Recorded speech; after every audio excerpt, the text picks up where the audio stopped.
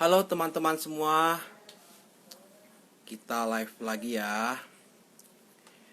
5 menit lagi kita mulai. Saya ingin sedikit perkenalan dulu ya. Persiapan. Yang sudah hadir bisa sebutkan nama dan asalnya dari mana, sambil kasih tahu apakah koneksinya jelas atau tidak ya. Dan jangan lupa klik love ya, biar makin seru. Coba. Oke, agak sedikit berat ya kita live di malam minggu, karena mungkin beberapa di antara teman-teman sedang ada kesibukan yang sulit sekali dibantah atau sulit sekali diganggu. Tapi tidak jadi masalah, kita coba untuk sharing. Saya ingin diskusi sedikit dan bercerita kepada teman-teman semua yang sekiranya mau mendengarkan atau mau mengambil makna hikmah dari apa yang saya sampaikan pada kesempatan malam minggu ini. Oh iya, coba deh sebutkan juga ya daerah mana, kemudian kondisinya gimana, apakah hujan, cerah, mendung, atau lagi kelabu misalkan, atau bisa juga ceritakan tentang kondisi hatinya lah yang lagi gimana gitulah, yang lagi berharap atau mungkin yang lagi kecewa, yang lagi baper, boleh ya, boleh sebutkan nama, alamat, dan kondisi yang saat ini teman-teman rasakan. Karena tema pada malam hari ini cukup lumayan, kita akan berbicara tentang hal-hal yang berkenaan tentang jiwa, hal-hal yang berkenaan tentang psikologis ya. Jadi nanti ada sedikit juga pengaruh ke menulis, sedikit aja. Oke, saya mulai cek ya satu persatu teman-teman yang sudah hadir. Oke, sudah mulai banyak yang mulai masuk, baru ada 8 orang. Oke, ada siapa nih? Mbak Ninik lagi kangen sama anak ya. Ya, semoga cepat ketemu, terobati kangennya. Kemudian ada Mas Rangga dari Sampang sedang gerimis. Kemudian juga silahkan ya. Halo Mbak Nur Hayati, apa kabar? Semoga sehat selalu dan malam minggunya makin asik ya. Oke. Jakarta mendung, kata Mas Fikri. Oke Mas, sama ya, saya juga di Bandung agak sedikit mendung, tadi sempat gerimis. Semoga tidak semendung hati kita semua ya. Oke.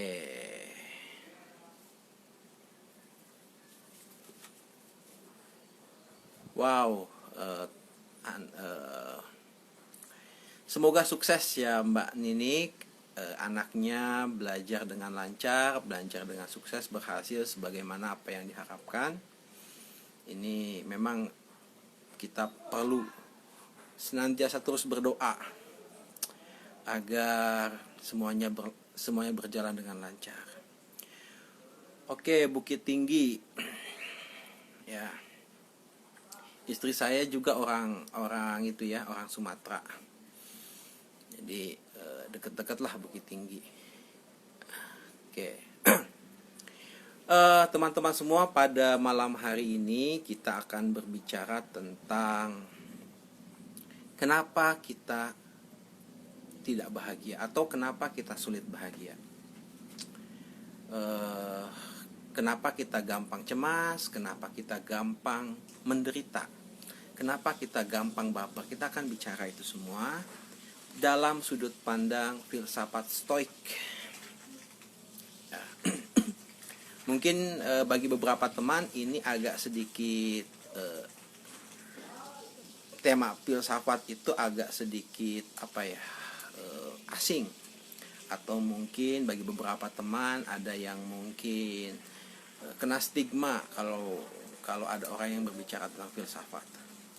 Tapi insya Allah pada malam hari ini semua hal-hal negatif, semua hal-hal stigma negatif itu akan hilang, karena kita akan berbicara tentang filsafat dalam sudut pandang yang lebih real, yaitu mengulas tentang hal-hal yang bersifat jiwa, kebahagiaan, dan lain sebagainya. Terutama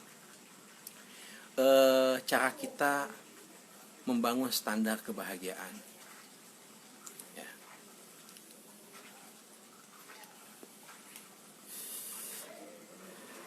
Oke.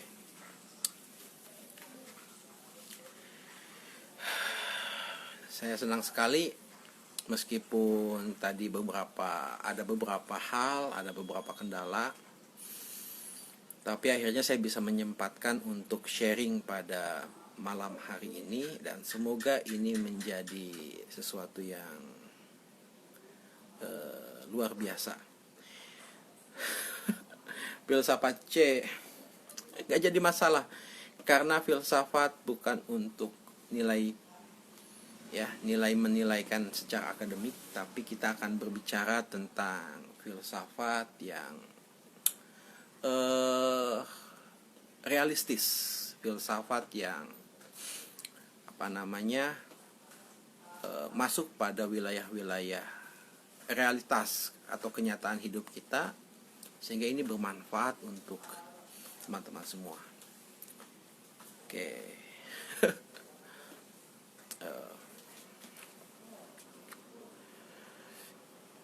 Jadi tema malam hari ini kita akan bicara tentang kebahagiaan. Nanti kita akan masuk ke bagaimana kita bisa bahagia terhadap profesi yang kita lakukan. Kita bisa bahagia terhadap hal-hal yang sedang kita lakukan. Kita tetap bisa bahagia apapun keadaan dan apapun masalah yang sedang kita hadapi. Ya, 2 menit lagi kita akan mulai. Bagi teman-teman yang sudah hadir, tolong ya sebutkan nama, kemudian dari mana asalnya, dan apa kondisi saat ini di daerah masing-masing. Ini perlu saya konfirmasi, ini perlu saya tanyakan, karena saya juga pengen tahu keadaan di daerah yang lain seperti apa. Kalau di Bandung mendung, hujan, dan tetap sejuk. Ya. Oke, yang lainnya mana? Silahkan. Yang lainnya silahkan. Saya sambil cek beberapa teman-teman yang sudah hadir. Oke. Silahkan klik love ya, kemudian klik agar kita bisa lebih semangat lagi dan live ini semakin naik gitu loh. Saya punya niat teman-teman semua, mendoakan mudah-mudahan saya bisa live terus. Jadi seminggu 3 kali saya ingin live. Jadi ada 3 tema pembahasan yang ingin saya sampaikan dalam setiap sesi live. Jadi Selasa malam Rabu, kemudian Kamis malam Jumat, dan malam Minggu. Kalau hari Selasa kita akan membahas tentang hal-hal seputar menulis. Kalau hari hari Kamisnya kita akan membahas tentang hal-hal seputar bisnis, soft skill dan lain sebagainya. Dan kalau malam minggu kita bicara tentang hal-hal yang berkenaan tentang jiwa, psikologi, filsafat, dan hal-hal yang memang berkaitan tentang kehidupan kita sehari-hari. Semoga ini membantu dan semoga bisa memberikan pencerahan kepada teman-teman semua. Oke, kita mulai ya. Kita mulai live ini. Bismillahirrahmanirrahim. Assalamualaikum warahmatullahi wabarakatuh. Teman-teman semua, malam hari ini saya ingin bicara tentang kenapa sih kita sulit bahagia. Kenapa sih kita gampang terprovokasi? Kenapa sih kita gampang cemas? Kenapa sih kita tidak tenang dalam menghadapi banyak sekali masalah hidup? Ya. Itu akarnya dari mana? Itu kenapa bisa terjadi? Ya. Nah, agar apa yang saya sampaikan ini punya dasar, punya sumber, maka saya menyampaikan materi ini berdasarkan pada sebuah buku yang sekarang sedang populer yang ditulis oleh Henry Manampiring, yaitu Filsafat Teras.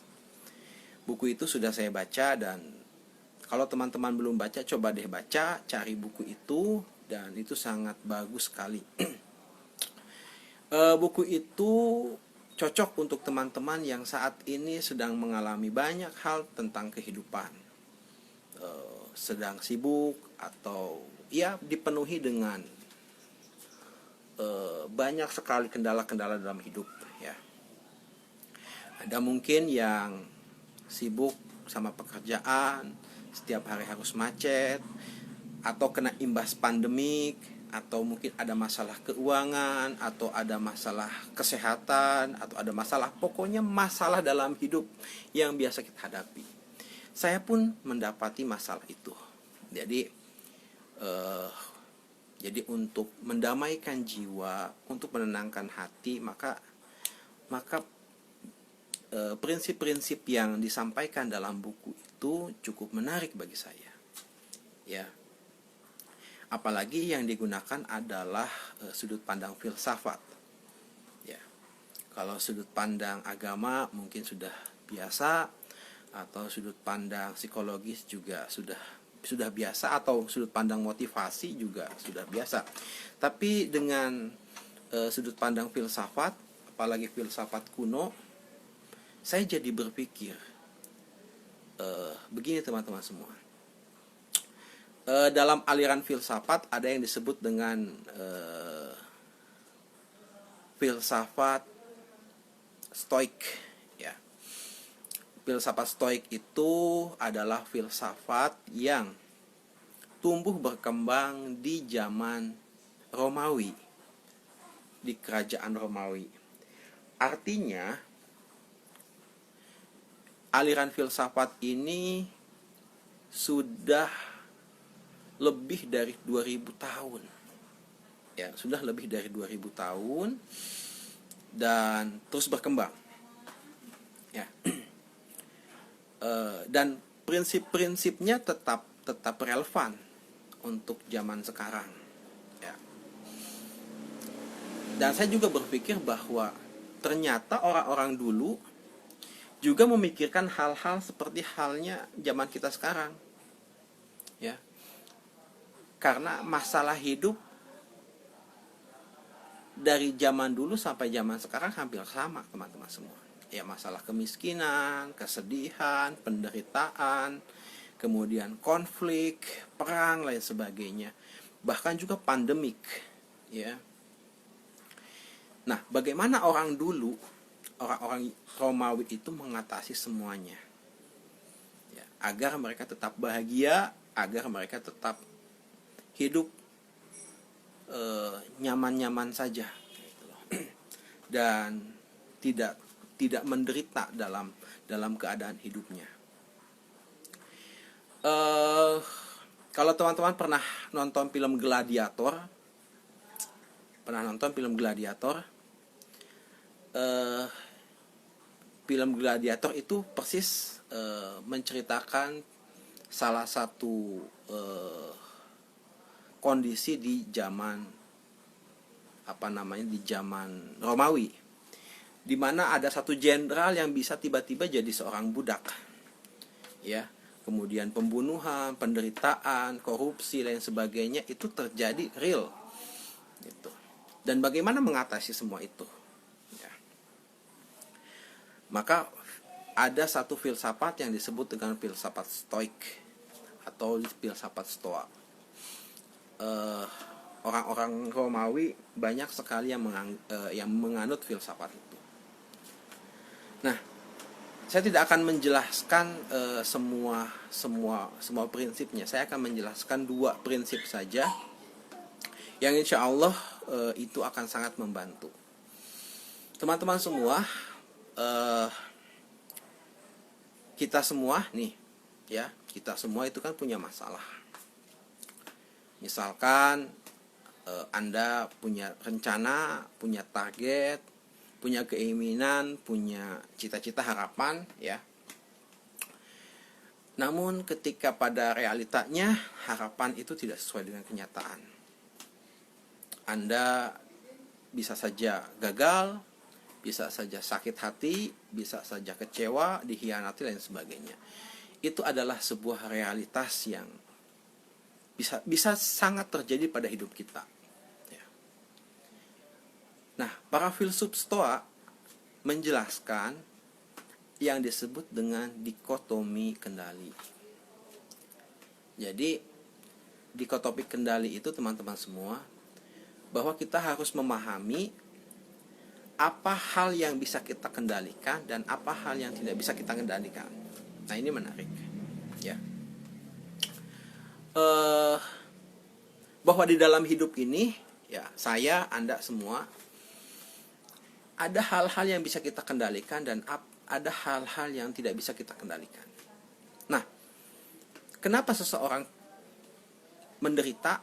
Kenapa seseorang kecewa? Kenapa seseorang baper? Karena dia tidak bisa membedakan mana hal yang bisa dia kendalikan, mana hal yang tidak bisa dia kendalikan. Misalkan contoh, misalkan teman-teman punya target nih, punya rencana, kemudian rencananya tidak sesuai dengan apa yang Anda harapkan, tiba-tiba Anda kecewa. Ya. Anda berharap orang lain baik kepada Anda, ya, tapi tiba-tiba orang yang Anda harapkan berbuat baik itu mengecewakan. Anda punya anak, ya kan, kemudian Anda berharap sekali anak itu bisa membanggakan, tapi ternyata justru malah mengecewakan. Akhirnya kita kecewa. Itu karena salah satunya adalah kita belum paham atau belum bisa membedakan mana hal-hal yang bisa kita kendalikan dan mana hal-hal yang bisa kita kendalikan dan mana hal-hal yang tidak bisa kita kendalikan. Mengkhawatirkan hal-hal yang tidak bisa kita kendalikan itu mendatangkan kekecewaan. Ya.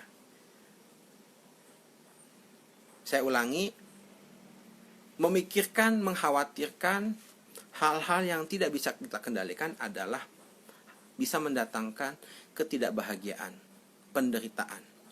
Seperti apa hal-hal yang tidak bisa kita kendalikan? Banyak sekali di dunia ini, di realitas kita, di kehidupan kita yang tidak bisa kita kendalikan. Bahkan hampir semuanya, teman-teman semua. Jadi semua hal itu tidak bisa kita kendalikan kecuali 2 hal. Jadi semua tidak bisa kita kendalikan kecuali 2 hal. Satu, pikiran kita. Yang kedua adalah tindakan kita. Di luar itu kita tidak bisa mengendalikan. Contoh, tadi Anda kecewa dengan hasil yang sudah Anda rencanakan akhirnya tidak tercapai. Nah, hasil itu teman-teman semua itu adalah hal yang di luar kendali kita. Ya. Orang lain berbuat baik kepada kita itu di luar kendali kita. atau orang lain berbuat jahat kepada kita adalah di luar kendali kita. Ya. Misalkan Anda sudah memberi, tapi kemudian orang lain tidak memberi balasan pada kita, artinya keputusan orang lain untuk balik berbuat baik kepada kita di luar kendali kita. Ya, kita tidak bisa membuat orang lain melakukan apa yang kita inginkan. Kita tidak bisa membuat keadaan, misal pandemik saat ini kita tidak bisa. Itu di luar kendali kita. Jadi 1000 kali kita mengeluh, 1000 kali kita maki, 1000 kali kita kesal, ya itu tidak akan berbuat apa-apa. Kita tidak bisa mengendalikan apapun. Ya. Maka yang bisa kita kendalikan hanya pikiran kita. Ya. Pikiran kita yang bisa kita kendalikan. Bagaimana cara mengendalikan pikiran? Adalah dengan membangun makna. Membangun makna positif yang kita lihat, yang kita saksikan, yang kita rasakan. Ada orang yang memaki kita. Ya. Ada orang yang membuli kita. Atau misalnya Anda menulis, kemudian ada orang yang mengkritik Anda. Anda tidak punya kendali kepada mereka untuk tidak mengkritik Anda. Anda tidak punya kendali kepada mereka untuk selalu berbuat baik kepada Anda, tidak punya kendali. Ya. Yang bisa Anda kendalikan adalah pikiran Anda untuk senantiasa berpikir baik, berpikir positif. Ya. Karena kalau misalnya kita pikirkan terus orang lain, ya, kita pikirkan semuanya, kemudian kita berusaha untuk membuat semua orang senang kepada kita, ya itu sesuatu yang menurut saya tidak mungkin, ya kan? Kemudian apa yang harus kita lakukan? Yang kedua, ya, apa yang bisa kita kendalikan? Yaitu tindakan kita. Kita punya rencana, ya, kita punya rencana nih, ya. Apa yang harus kita lakukan? Ya kita punya tujuan, kemudian kita pikirkan rencana, kemudian kita lakukan. Hanya sebatas itu. Hanya sebatas itu, dan dan segala sesuatu di luar itu tidak bisa kita lakukan. Tidak bisa kita kendalikan, ya. Nah, kalau kita berpikir seperti itu, teman-teman semua, rasanya hidup ini akan lebih nyaman. Kita tidak akan terlalu was-was. Misalkan tadi di postingan saya bicara tentang kalau Anda punya masalah, kalau Anda punya tekanan, ya Anda tidak akan bisa berbuat apa-apa. Yang Anda harus lakukan adalah tenang.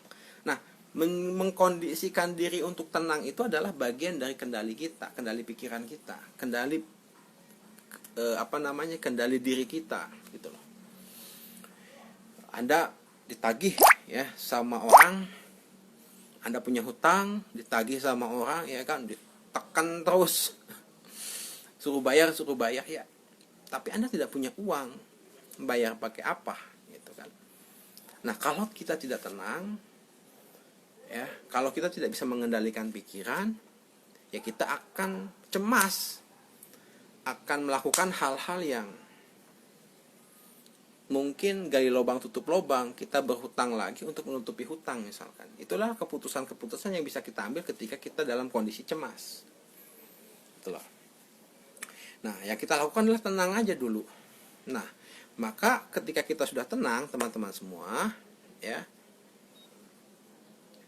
Ketika kita sudah tenang, maka biasanya kita bisa berpikir solusi. Saya tadi memberikan ilustrasi kalau kita ingin memasukkan benang ke dalam jarum, itu kan mudah, ya, simple.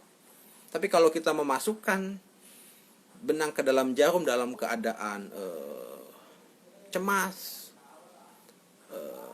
kemudian dalam keadaan khawatir, dalam keadaan yang tidak tenang, dalam keadaan buru-buru, itu nggak bisa, susah. Maka ya duduk dulu, minum dulu, santai dulu, ya kan, baru kita masukkan benang itu ke dalam jarum. Bisa Sama, ketika kita ingin menyelesaikan masalah, ya harus dengan kondisi pikiran yang tenang. Ya, harus dengan kondisi pikiran yang santai. Ya kalau nggak ada uang ya mau gimana gitu loh. Dan Anda tidak akan dipenjara hanya karena gara-gara hutang gitu loh. Tapi ketika respon Anda negatif, merespon hutang tadi, Anda bisa mencuri, Anda bisa menganiaya orang untuk melunasi hutang, itu justru menjadi masalah. Maka penting untuk tenang. Nah, kondisi tenang itu, teman-teman semua, itu didapatkan dengan cara kita mengendalikan diri. Ya, mengendalikan diri, mengendalikan pikiran, untuk senantiasa berpikir baik, mengendalikan pikiran bahwa semuanya itu sementara, semua itu kondisional gitu loh. Dan kita bisa mengendalikan tindakan kita. Ya kan? Kita mau melakukan A, melakukan B, melakukan C, itu adalah ada pada diri kita masing-masing. Gitu ya. Begitu teman-teman semua. Jadi ajaran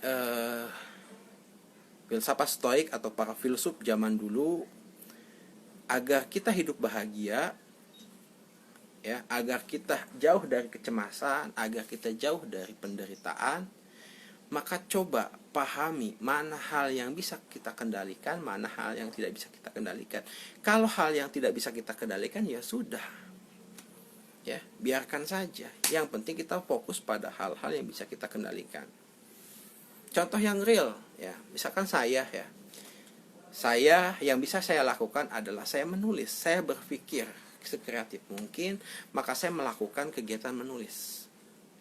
Terus saya upgrade diri, saya saya perdalam kemampuan saya perdalam skill saya perdalam keilmuan saya dengan banyak membaca, banyak diskusi dan sebagainya.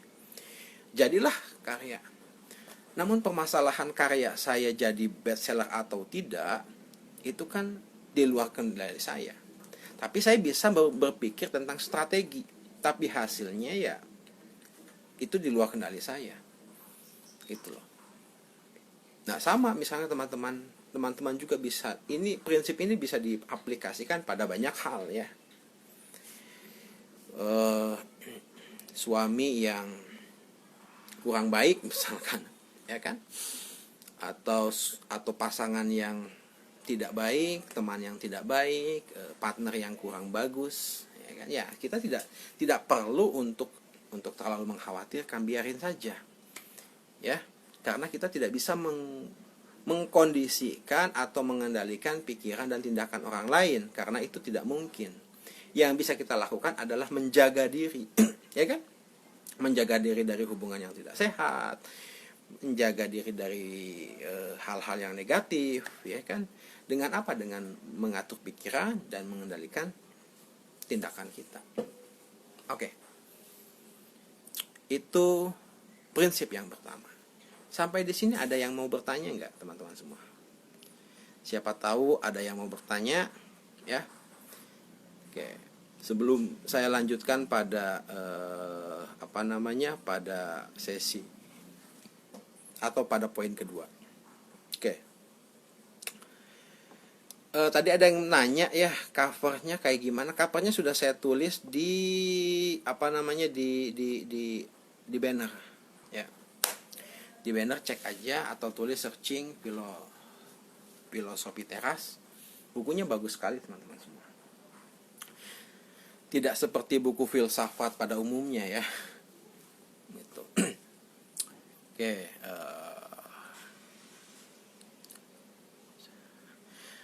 ada dari Mas Rengga, tips melawan kebiasaan diri sendiri yang tidak baik. Sebetulnya untuk melawan diri, untuk melawan kebiasaan yang tidak baik, ya adalah dengan cara melakukan hal yang baik. Ya, cuman kalau sudah terbiasa, maka kita harus tahu polanya. Kalau teman-teman yang muslim pasti paham ya. Kita diwajibkan untuk sholat 5 waktu. Nah, sholat 5 waktu itu adalah membentuk habit, ya. Membentuk kebiasaan. Nah, untuk membentuk kebiasaan memang tidak mudah. Itu ada fasenya. Fase pertama adalah fase pemaksaan diri. Ya, kayak misalkan bagaimana cara membangun kebiasaan menulis. Ya, pertama Anda harus paksakan dulu menulis. Susah senang dalam kondisi apapun Anda harus menulis. Setiap hari harus menulis, ya kan?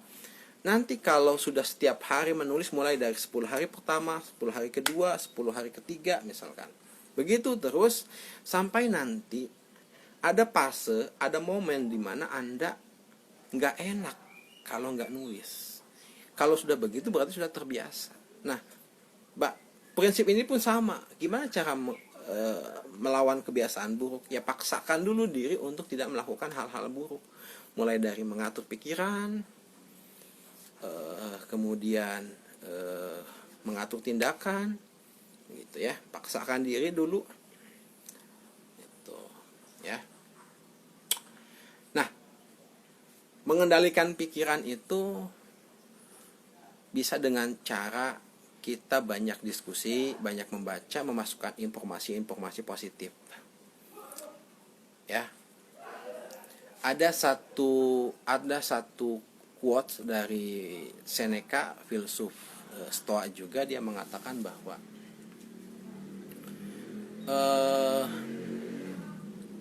yang membuat kita kecewa tentang sesuatu itu bukan sesuatunya, ya, tetapi penafsiran kita terhadap sesuatu. Ya, contoh, kalau kita hujan turun, tapi cara kita memahami hujan itu loh, cara kita memaknai hujan itu yang membuat kita bisa kecewa atau bahagia. Ya, hujannya netral, tapi cara kita menafsirkan hujan yang berbeda. Itu. Kalau dalam kelas piloterapi saya kemarin memberikan ilustrasi, misalkan saya dan istri saya makan di salah satu restoran. Setelah makan, ya, restorannya cukup mewah, ya. Saya makan, kemudian istri saya makan. Setelah makan selesai, tiba-tiba pelayannya datang dan memberikan apel, irisan apel untuk makanan penutup. Nah, karena istri saya suka apel, ya, dia akan bilang, wah, apel enak nih, ini baik untuk kesehatan. Apel, dia senang, ya kan? Tapi kemudian saya melihat berbeda. Loh, kok cuman apel doang? Saya gitu kan. Harusnya ada cake coklat misalkan, ada kue coklat atau apapun, ya kan? Jangan apel doang. Ini kan restoran mahal, masa penutupnya cuman apel doang? Komplain lah saya ke mana, ke ke pelayan itu. Nah, padahal objeknya hanya apel, tapi responnya berbeda. Istri saya senang dengan apel, justru saya punya respon yang berbeda.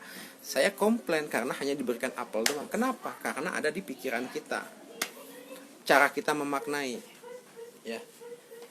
Oke, yang membedakannya adalah cara kita memaknai, teman-teman semua. Begitu.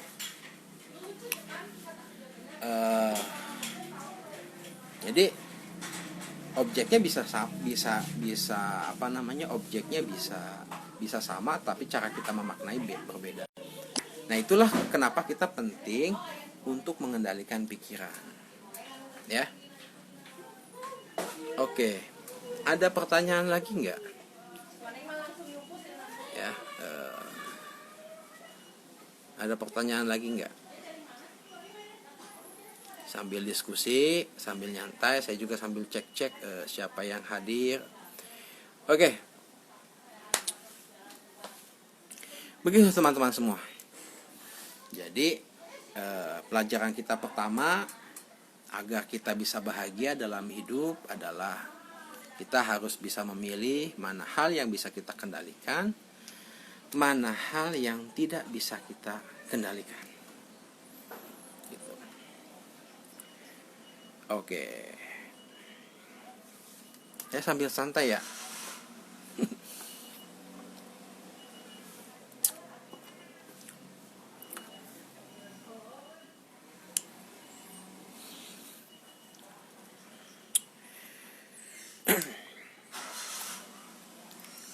Oke, saya lanjut ya.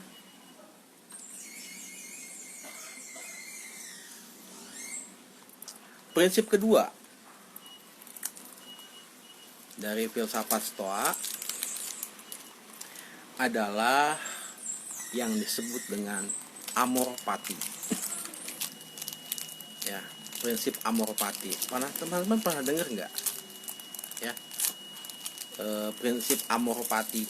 Jadi amor itu cinta, fati adalah takdir atau nasib. Ya, jadi amor fati itu adalah cinta pada nasib. Ya.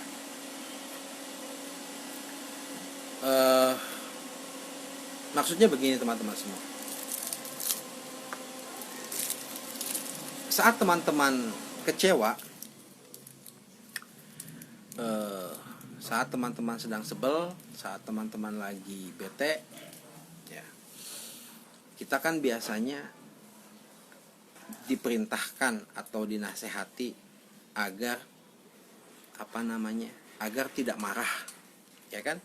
Agar menahan diri, agar menahan emosi, agar menahan marah, ya kan? Betul? Oke. Nah, kalau dalam prinsip amor fati, justru kita tidak diajarkan untuk menahan itu semua, tapi kita menghilangkan marah, menghilangkan emosi, menghilangkan derita kita, menghilangkan rasa baper kita. Dengan cara apa? Dengan cara mencintai hidup, ya, dengan cara mencintai takdir kita. Kan gini teman-teman, beda. Kalau menerima saja atau mengendalikan, misalkan nih ada orang yang marah, ada orang yang menghina Anda, ada orang yang mengkhianati Anda, ada orang yang mengecewakan Anda disuruh untuk menahan, ya, terima aja, ya kan? Ya terima, tapi kan kesalnya masih ada, ya kan? Tapi kan bete-nya masih ada, gitu loh. Ya saya terima, tapi saya kesal. Iya saya terima, saya maafkan, tapi saya masih kesal. Ya. Tapi kalau prinsip amor fati tidak, justru kita menghilangkan rasa benci, menghilangkan rasa kesal.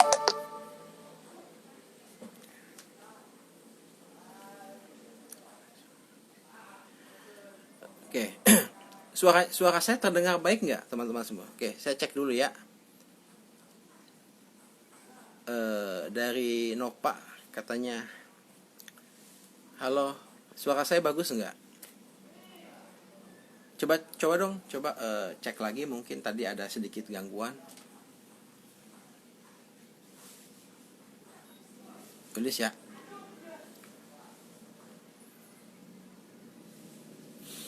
Oke, ini menarik, menarik ya.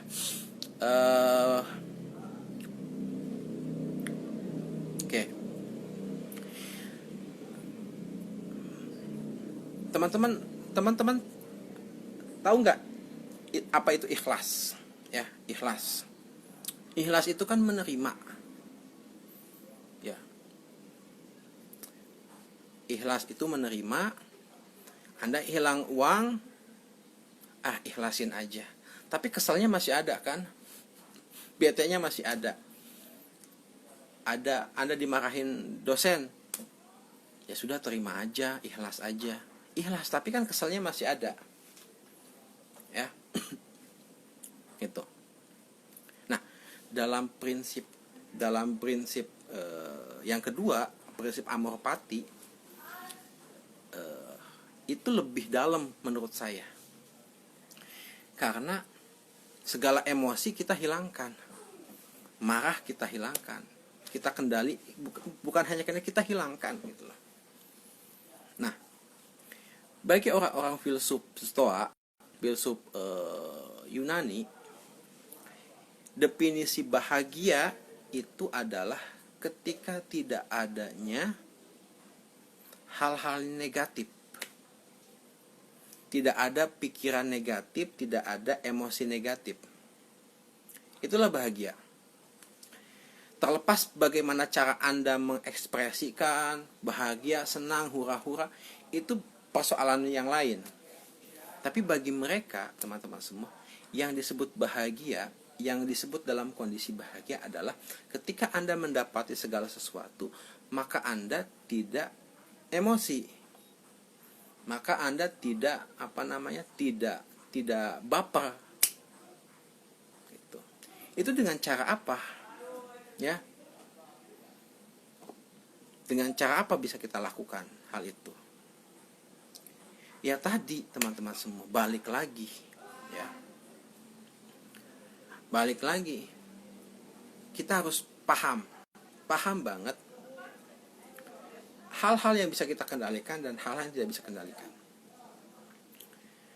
Dan orang-orang Yunani itu memiliki satu kepercayaan, satu keyakinan bahwa alam semesta ini itu adalah sebuah tatanan yang memang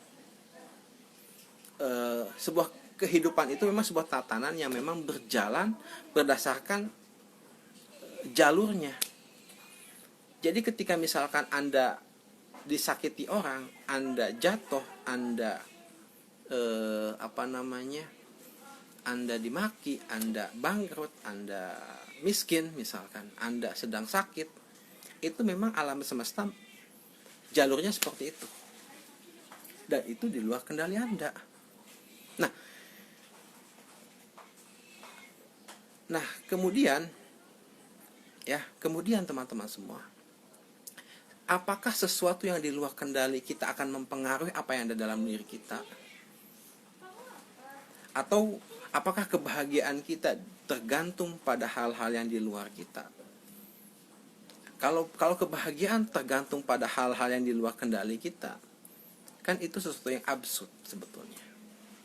Ya, sesuatu yang sesuatu yang nggak rasional gitu loh. Ya, Anda menggantungkan kebahagiaan pada orang lain, Anda menggantungkan kebahagiaan pada, atau Anda berharap pada hal yang lain, itu kan susah, itu kan sesuatu yang absurd banget gitu loh. Bahkan ada yang disebut dengan berdialog dengan kemarahan. Saya sering saya juga sedang menterapi diri, misalkan ketika tiba-tiba istri saya ngoceh nih, ngoceh. Ya banyak yang namanya laki-laki kan kadang-kadang dia sembrono nyimpen apa kayak gitu kan, nyimpen sepatu atau lupa cuci kaki kalau masuk rumah, ya kan, banyak lah. Istri saya ngoceh, saya akan berpikir, untuk apa saya marah? Ya, untuk apa saya marah? Kenapa saya marah? Bisa nggak saya senyum aja gitu loh? Karena ya saya tidak bisa mengendalikan dia untuk tidak marah kepada saya, saya tidak bisa mengendalikan dia untuk tidak marah, meskipun memang saya bisa berpikir kenapa dia harus marah gitu loh. Tapi keputusan dia untuk marah itu adalah keputusan dia. Nah, keputusan saya untuk tetap bahagia ya itu keputusan saya. Keputusan saya untuk memberi membalas lagi makian dia, perang lain sebagainya, itu adalah keputusan saya gitu loh. Jadi kalau misalnya dia menghina, ya kan, atau misalnya orang lain menghina saya, mengkritik saya tidak bisa tidak bisa mengendalikan orang untuk, stop, jangan bicara seperti itu. Tidak. Yang bisa saya lakukan adalah pikiran saya tetap tenang, santai, dan saya melakukan sesuatu dengan baik. Ya, kalau misalnya kan begini, kalau misalnya kita dikritik, ya kan, tulisan kita dikritik, ya simpel. Kalau kritiknya membangun, kita terima. Kalau misalnya kritiknya mengkoreksi, itu kita perbaiki. Begitu.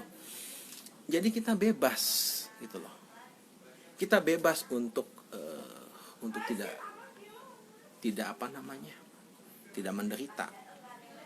Kalau uang kita hilang, ya memang mungkin alam semesta menghendaki uang saya hilang, gitu loh. Saya tidak bisa mengendalikan diri, gitu loh. Apa saya memakai, wah saya sih teledor, wah harusnya saya nggak nyimpen di sini, harusnya saya ini, itu kan sudah terjadi, gitu loh.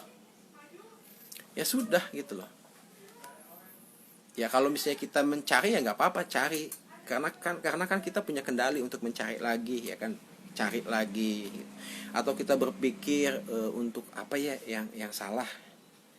Tetapi respon kita untuk marah, untuk kecewa, atau untuk biasa saja, itu adalah pilihan kita. Begitu teman-teman semua. Nah, dengan cara itu kita akan lebih mencintai hidup kita. Ya, mencintai gerakan kita, mencintai napas kita, mencintai pikiran kita, mencintai apa yang kita lakukan, tanpa kita mengkhawatirkan apapun respon orang lain terhadap kita. Ya kan, yang sekarang bikin apa namanya, yang sekarang bikin kita susah hidup, karena kita selalu merespon apa namanya, selalu mengkhawatirkan apapun tentang diri kita yang dilakukan oleh orang lain kepada diri kita. Nah, itu tidak bisa kita kendalikan, teman-teman semua, ya. Coba belajar, ya, belajar itu. Kenapa saya membuka diskusi ini? Agar memberikan sedikit stimulus kepada teman-teman bahwa itulah yang harus kita lakukan agar kita senantiasa bahagia, agar kita senantiasa terbebas dari hal-hal yang di luar kendali kita. Kita fokus pada apa yang bisa kita lakukan, ya. Misalnya teman-teman bisnis bangkrut, ya kan, punya utang, ya sudah, gitu loh, lakukan aja. Bangkrut nih, ya sudah, apa yang harus Anda pikirkan? Ya pikirkan, mungkin bangun lagi usaha, lakukan dengan baik. Kita tidak bisa memaki apapun yang sudah terjadi, gitu loh. Atau mengganggu kebahagiaan kita, kecewa dan sebagainya, sudah biarin lah, gitu. Oke, begitu ya teman-teman semua. Kira-kira sampai di sini ada yang mau diskusi nggak? Ya, ada yang mau diskusi nggak? Oke, dari Mbak Nur Hayati, menghilangkan perlu latihan yang lama. Ikhlas tapi kenyataannya masih belum bisa. Ya memang tidak untuk melupakan, Mbak, tidak untuk melupakan. Tetapi ya kita bisa tetap tenang aja, gitu loh. Misalnya seperti saya kemarin, saya melakukan sebuah keputusan bisnis yang keliru, sampai ratusan juta saya hilang, ya. Ya mau gimana, gitu loh. Saya mau marah, saya mau menyesali keputusan saya, ya nggak bisa. Uangnya sudah hilang, bisnis saya sudah anjlok, ya nggak jadi masalah. Tinggal apa yang bisa saya lakukan, saya atur pikiran saya. Apa yang bisa saya lakukan? Solusi apa yang bisa saya kerjakan?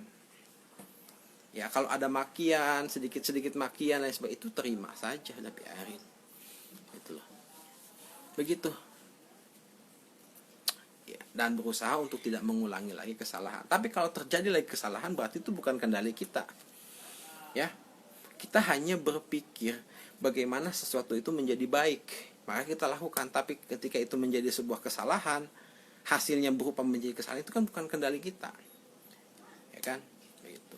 Sama misalkan gini, teman-teman nih olahraga, ya, setiap hari olahraga, makan makanan yang sehat, tiba-tiba sakit, ya, tiba-tiba Anda sakit nih. Siapa yang bisa mengendalikan sakit? Emang sakit itu dikendalikan, dipengaruhi oleh gara-gara Anda berolahraga? Ya tidak juga, gitu loh. Gitu loh. Ya sakit ya memang sakit, karena tubuh kita mungkin ada sesuatu yang tidak bisa kita kendalikan, kayak jantung kita kan tidak bisa kita kendalikan, ya kan, gitu. Yang kita bisa kendalikan cuman pikiran sama tindakan kita, ya. Tindakan itu termasuk ucapan kita itu adalah bagian dari hal yang bisa kita kendalikan. Begitu teman-teman semua, dua prinsip ini mudah-mudahan memberikan sedikit inspirasi kepada teman-teman semua bahwa ternyata untuk mencapai bahagia bisa kita lakukan dengan cara mengendalikan pikiran kita dan mengendalikan gerakan kita, tindakan kita kendalikan, dan juga kita berusaha untuk menerapkan prinsip amor fati, cinta terhadap hidup kita. Begitu. Ada yang mau bertanya nggak? Yang baru hadir siapa? Coba angkat tangan yang baru hadir, yang baru nyimak. Siapa yang baru menyimak? Ya. Oke. Saya sambil merokok ya. Saya kalau lama-lama ngomong tapi nggak ngerokok, agak susah juga gitu loh. Oke. Jadi kita bicara dua prinsip saja ya. Jadi prinsip amor fati dan dikotomi kendali.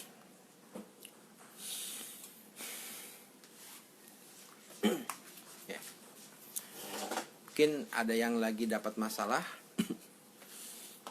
bisa curhat juga atau bisa cerita juga.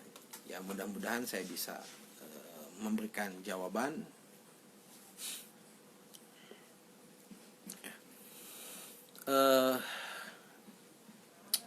Penting ya teman-teman semua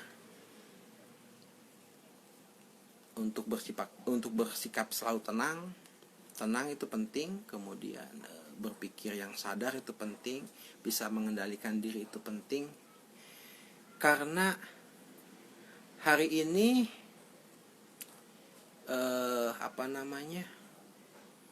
kita akan disajikan, kita sudah diserang bertubi-tubi oleh banyak sekali informasi ya, yang kadang-kadang informasi itu bernanda negatif, provokasi dan lain sebagainya, bahkan juga hoax. Kalau kita tidak punya kendali ya, bisa-bisa kita ikut marah, ikut jengkel, ikut ikut sebel gitu loh. Hanya karena beda pilihan calon presiden ya, orang bisa ribut gitu loh. Hanya karena gara-gara pandemik orang bisa stres. Ya, pandemik kita mau gimana? Ya, yang bisa kita lakukan adalah mengendalikan diri kita dan mengendalikan pikiran kita. Tenang dan cari solusi gitu loh. Dari itu semua insya Allah semuanya akan ada solusinya gitu. Cuman memang ada beberapa orang yang memang pengen solusi instan gitu. Ya solusi instan bisa didapatkan dengan pikiran kita yang instan juga gitu loh.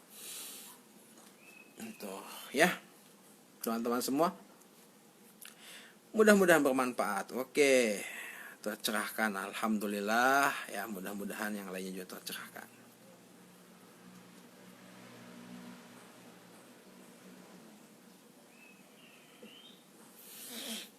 Oke, dari Mbak Nur, dari kesemrautan untuk sampai ke tahapan tenang dibutuhkan waktu.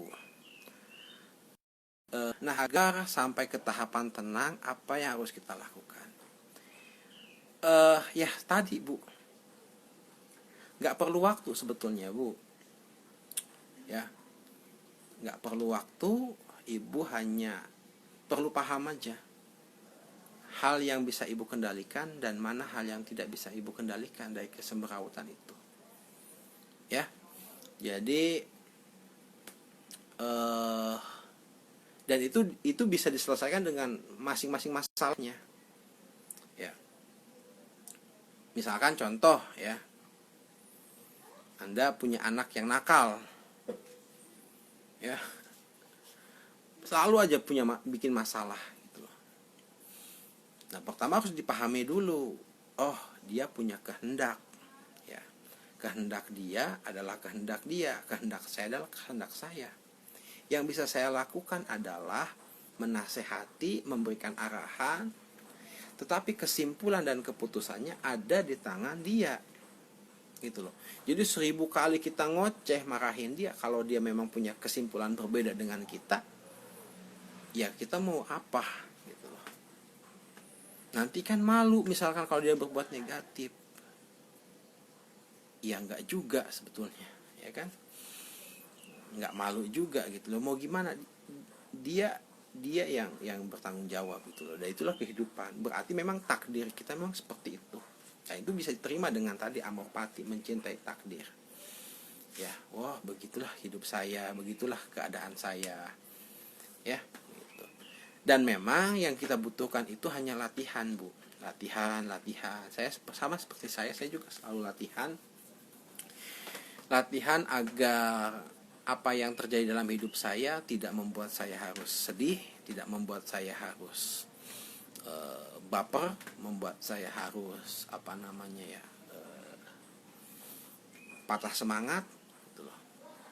Ya, saya fokus pada apa yang bisa saya lakukan. Misalkan nih, saya ingin berbagi inspirasi ini nih, ya saya lakukan apa yang bisa saya lakukan. Ya saya kasih pengumuman di sosmed gitu kan. Lalu kemudian saya membuat judul yang menarik, saya membuat desain. Ya, saya post deh. Nah, pas saya live, apakah saya bisa memaksa orang untuk harus nonton live saya? Ya enggak gitu loh. Itu di luar kendali saya. Yang bisa saya lakukan adalah saya ya langsung live seperti ini.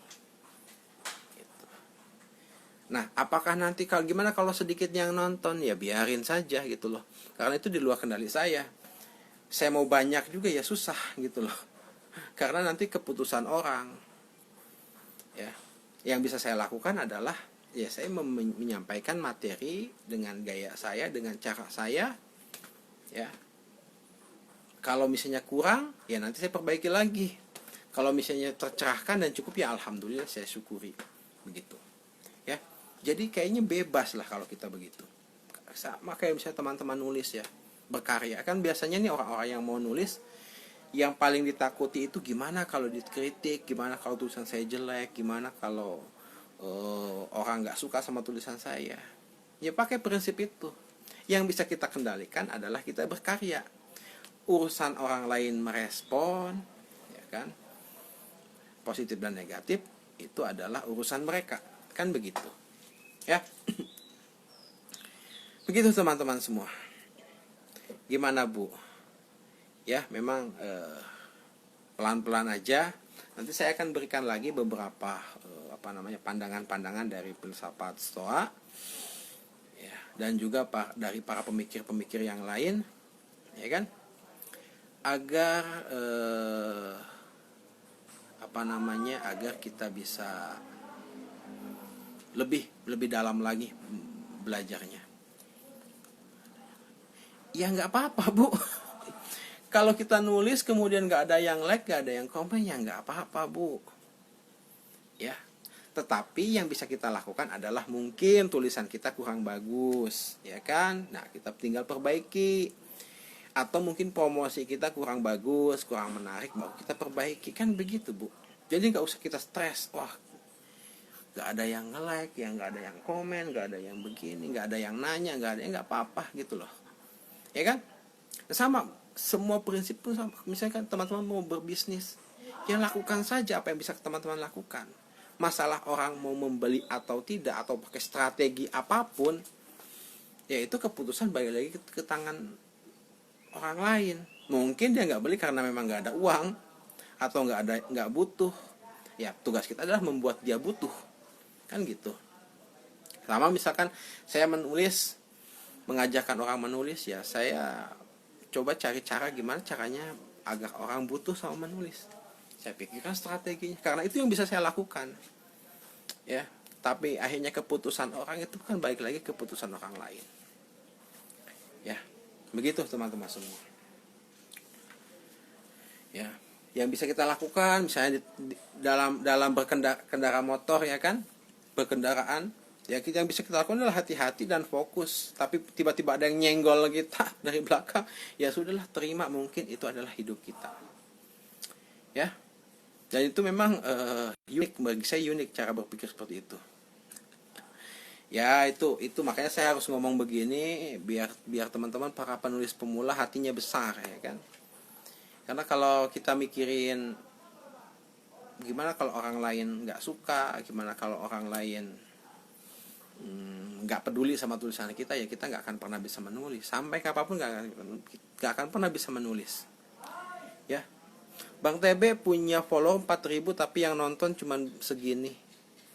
Ya kan, ya nggak jadi masalah gitu. Ya, begitu teman-teman semua. Mudah-mudahan sharing kita pada malam hari ini memberikan dampak, memberikan inspirasi, sehingga kita bisa lebih bahagia lagi ya. Tapi saya ingin ingatkan kepada teman-teman semua bahwa insya Allah saya akan membuat live 1 minggu 3 kali. Hari Selasa kita akan membahas fokus tentang menulis. Nanti saya akan jelaskan bagaimana membuat alur, membuat gaya tulisan dan sebagainya, saya akan jelaskan. Kemudian nanti hari Kamis kita akan berbicara tentang dunia bisnis, dunia penjualan, Instagram, membuat konten dan sebagainya. Nanti juga saya mungkin akan kolaborasi dengan teman-teman saya. Kemudian setiap malam Minggu ya, kalau misalnya saya ada waktu, saya akan live. Ya, kita ngebahas tentang hal-hal yang seperti ini. Ya, tentang kehidupan, tentang melatih. Bahkan saya juga ada program yang disebut dengan terapi menulis ya. Terapi menulis nanti saya akan sharing juga. Oke, dari Mas Rengga, mohon maaf kalau boleh tahu bagi share sedikit. Usia berapa mulai menulis? Nggak ada batasannya. Nggak ada batasannya. 7 tahun sampai usia 40, 50, 60 juga boleh menulis. Ya, nggak ada batasannya. Cuman memang setiap umur penting disesuaikan dengan kemampuan kita, gitu aja sih. Itu aja, menulis sesuai dengan kemampuan kita. Kemarin kan saya sudah bilang bahwa menulis itu sesuai dengan apa yang kita sukai, apa yang kita fokuskan gitu. Ya, nggak ada batasan umurnya, Mas. Silakan aja, Mas, punya apa? Mas punya punya pengalaman hidup apa? Mas punya skill apa? Silahkan sharing kan. Dan jangan pusingkan sama orang lain. Berbagi aja, berbagi. Oke, teman-teman semua, mudah-mudahan bermanfaat sharing saya pada malam hari ini. Jika tidak ada lagi yang bertanya, saya tutup ya.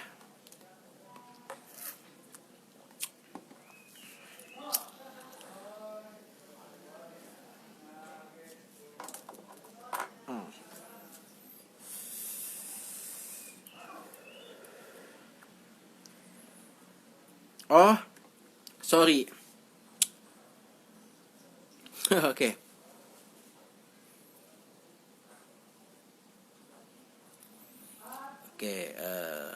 Kalau saya dari umur 19 tahun saya sudah menulis ya.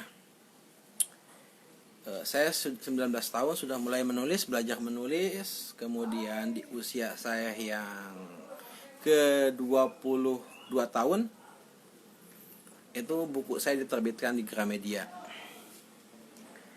Tapi sebelumnya saya juga self publishing ya. Buku pertama saya publishing, saya terbitkan sendiri itu. dan terus begitu terus, dan akhirnya saya memutuskan untuk menerbitkan buku sendiri gitu. Jadi saya sudah menulis sekitar 12 buku, dari mulai buku cetak, e-book, dan banyak lagi kan. Termasuk buku Amazing Writing yang tahun ini saya baru nulis 1 buku ya. Tahun ini saya baru menerbitkan 1 buku, tapi saya sudah menulis 2 buku ya. Mungkin saya akan terbitkan di bulan Januari ya. Doakan teman-teman semua gitu. Jadi tidak ada batasan waktu, kapanpun, dimanapun, dan dalam kondisi apapun teman-teman bisa nulis ya.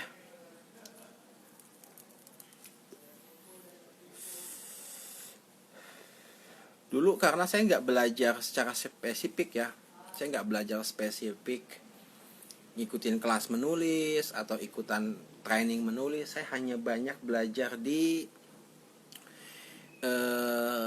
baca buku. Saya banyak beli buku dulu, cara menulis, cara nulis novel, cara nulis artikel. Saya banyak baca di situ. Nah, kemudian saya pelajari. Kalau sekarang teman-teman banyak ya pelatihan menulis, banyak sekali. Tinggal searching, tinggal cari aja yang memang cocok dengan teman-teman. Bisa belajar di saya, bisa belajar di tempat lain. Sekarang banyak orang yang para penulis sekarang mulai banyak berbagi tentang tips-tips menulis gitu loh.